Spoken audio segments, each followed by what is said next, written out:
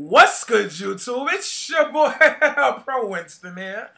I have a very interesting topic today to discuss on my Winston profiles. But before I get to the topic, let me introduce my guest. Whoa, correction. Let my guest introduce himself. What is your name, sir? My name is Giorlando. You might recognize me from YouTube as YGO Trader 101 or Duelist Grounds as Captain Shore. And how long you been participating on Duelist Grounds and of the Yu-Gi-Oh YouTube community? Duelist Grounds for about 4 or 5 years, and YouTube only about the last year. And what do you do on those channels and the blog sites? Well, on Duelist Grounds, you basically just talk to players about strategies, decks, single cards, and whatnot. And on YouTube, when I'm not lazy, I make strategy videos, deck profiles, all that stuff. All right, all right. So, how long have you been playing the game, sir? Since Pharaoh Servant, but I didn't really discover metagame until '06 at YCS Boston, so for the first few years I was just a random, not knowing anything. All right, all right. So you haven't been playing since the game begun, but you was practically there for the foundation of it. Oh yeah, definitely. So you know that there have been a change in the game mechanics and all that. So how do you feel about the gameplay back then to the gameplay currently? Actually, funny you say that. Sometimes I pick up old formats like Go Control and I play it, and it's just so different to play such a battle of attrition between cards like Tsukiyomi and Nobleman of Crossout, and not having to worry about your opponent putting so much damage on the board, and basically thinking, well, I'm at 4,000, there's no way they're going to be able to put that much damage out there. It's a lot different now. It's hard to say which one's better. It's obviously a lot more exciting right now, and I feel like if they didn't change some of the things and just kept it the way it was for the last 10 years, people would have gotten bored with it. So the type of developments were necessary, but I mean, it is kind of scary to sit there and say, well, I'm at 8,000, but my opponent's playing agents. They could easily put 8,000 on the board without me blinking an eye. So. All right, all right. You're the first person that analyzed that question that way.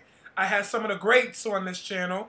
I had some of the greats answer that question, and to tell you the truth, I don't think they answered it that solid and that concrete.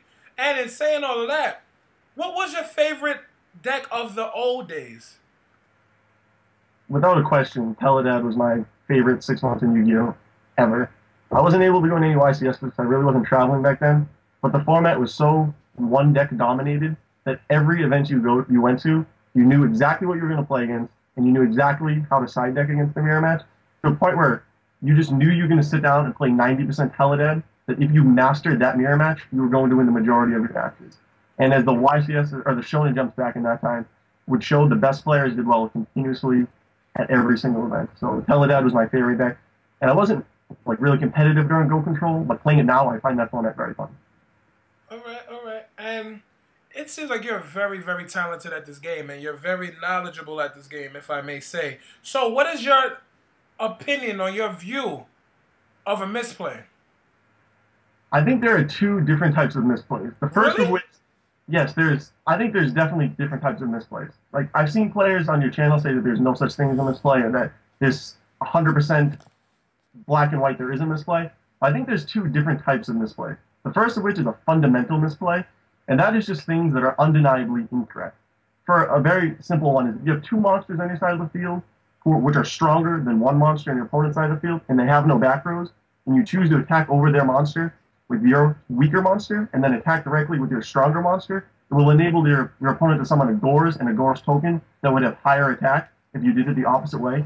It's just very basic things that are fundamentally incorrect. I mean, cards like Honest and whatnot can change that, but if that situation, Honest wouldn't matter. Those are fundamental misplays. And those are the type of things that you need to refine if you're going to go to a YCS and expect to do well over 10 or 11 rounds, because even if you continually make that fundamental misplay and don't get punished for it, eventually you will get punished and lose your 7th round match simply because of that. The second type of misplay is a little bit differently, because it's not quite as black and white. It's more of an abstract misplay. And as a player, you need to gauge your opponent's emotions, body language, the way they play their cards, and try and pick up on what cards your opponent might have or might be trying to draw into. And unless a card like Trap Dushu displayed, you won't concretely know exactly what your opponent has. So you're looking at the game state and trying to decide what the best play is. And you might make a play that enables your opponent to do something and capitalize on it, but you had a reason to do it. From the sense of a misplay, you lost because of it, but you had a reason for doing it. And what you want to try and do is pick up on as many things as you can to try and limit the cards your opponent can draw into, and limit the amount of abstract misplays you make? Damn, yo, like You sent me that question, so I made sure that I thought about that one. that is no, I and you.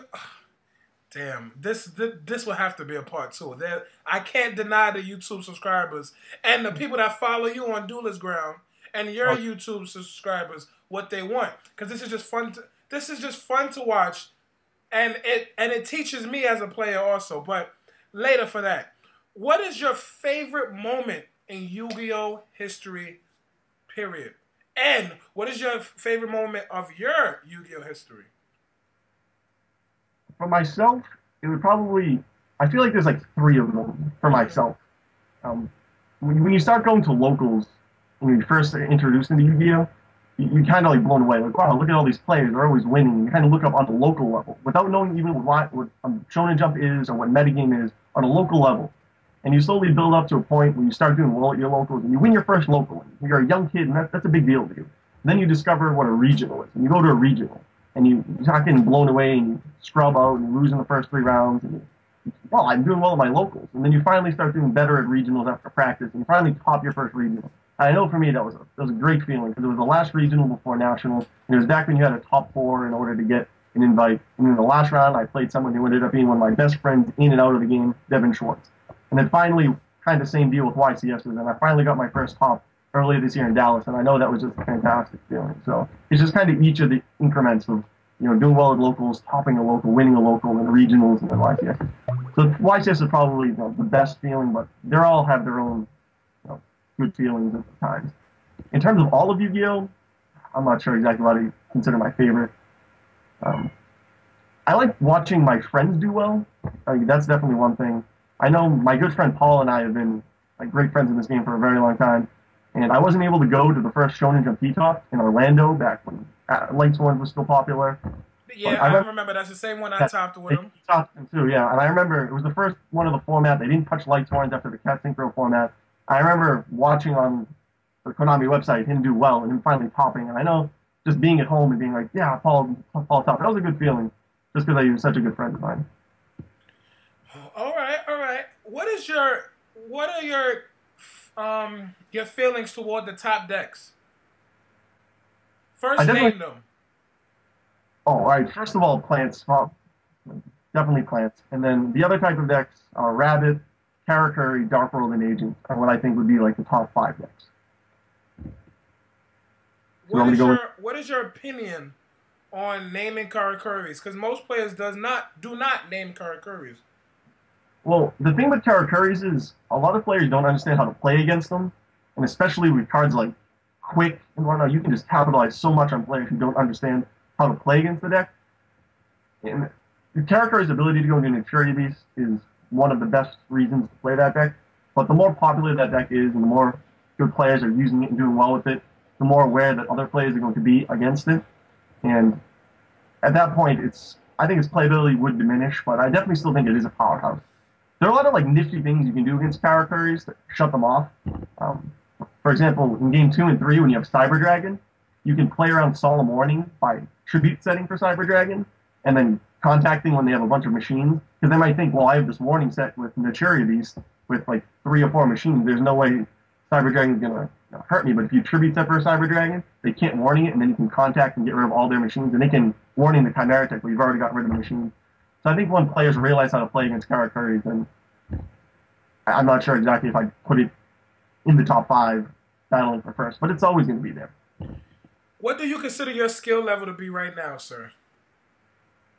I think I've learned a lot over the last year. I'm definitely not on the level of someone, Billy Drake and whatnot, but I definitely feel like I've learned a lot this year, and I've refined what I was talking about earlier, the fundamental misplays. Cutting down on the fundamental misplays, I think, has been really important this year for me. So I think I'm learning. I definitely don't consider myself one of the best players in the game, but I think I'm learning, and that's what you want to do. Name one player that you admire in this game. It could be a legend, a pro, old, a friend, whatever. My favorite deck, other than Teledad, was Diamond Dew Turbo, and one of the best Diamond Dew Turbo players was Chris Perovic, and his success with that deck was incredible. He topped several events with it and whatnot, so he's probably my favorite player simply because he was the best pilot of my favorite deck.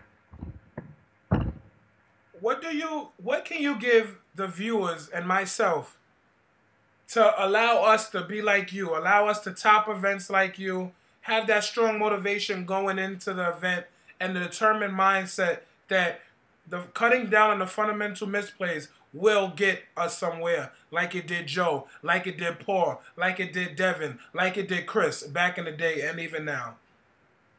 Well, I think one of the major things you need to do is just stop making excuses for yourself and stop making excuses for why you lost. It's actually funny. About a year ago this time, I read an article. It was several years old, and it was from Magic the Gathering. But at that time, I had no idea about Magic. I actually play Magic now, just for fun. But back then, I had no idea about Magic. But I read the article, and you can still look at it in the sense of Yu-Gi-Oh!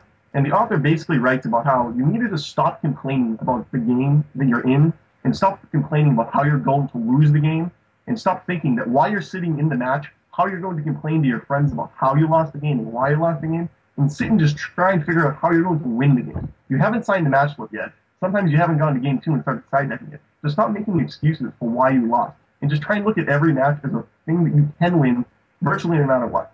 In Teledad, if your opponent wins Stratos, get Mally, you draw a couple of lures, remove Mally and set a couple of back rows and flip Crush, don't complain to your opponent God-handed you, because quite possibly they could. That could just single-handedly win them the game, but I've seen players play out of turn 1 Crush cards and nut hands, so I definitely think you need to stop making excuses for yourself and just decide, I'm going to win this game one way or another, and try and figure out how you're going to do it. How many tops do you have? 4. Can you name them real quick, besides the Dallas I remember topping with you? Yep. Well, it was, of course, Dallas, and then Orlando, Toronto, and Columbus. Toronto, me and you did play, I think, first round we played. You beat me first round, so you put me in a... And then you started judging a few rounds later. Oh, well, let me just tell you, too, what happened that day. I was playing Joe for first round, and I was playing Agents, and I did win. 2 rounds later, I won, and I lost. So my record was probably like 2-1. No, 1-2, and then like a draw or some shit like that. So I just dropped out the tournament, and then I started to judge for Konami because they were short on judges, and that's why. So I did put him in a bad position, but nevertheless, he still came out on top. So it wasn't Pro Winston's fault that he topped, because that win that I gave him was his motivation to say, oh, Jarrell screwed me the fuck over. I got to show this bum that him beating me ain't going to happen no more. But, because I remember didn't you head judge the finals? I did head judge the finals. I was in charge of public events, and they made an announcement saying, Jarrell Winston, we need you at finals, and they needed me to judge Billy Brake and Nikki LaSalle's match, indeed. I really wanted to just make it to a feature match or something and have you judge it so I can ask whoever is writing it to say, is this the first time someone has played a match while the person judging the feature match was one of their opponents in the tournament? Ooh, that's gonna be in our part 2. You would definitely get a part 2 because there's so much things I have to ask you. There's so much questions that's still unanswered, and there's so much more that I know you're hiding from me. So for that being said, please promote this on your Duelist Ground channel or your blog or whatever, and show some love on your YouTube channel. Joe's link to both pages will be below, guys. So just sub to him or read his articles if you want to. And one more thing, once again, Joe, thank you very much. You have always been a player that I admired, even if I do not show it. And on that note, you already know if it's not pro, it got to go. Deuces.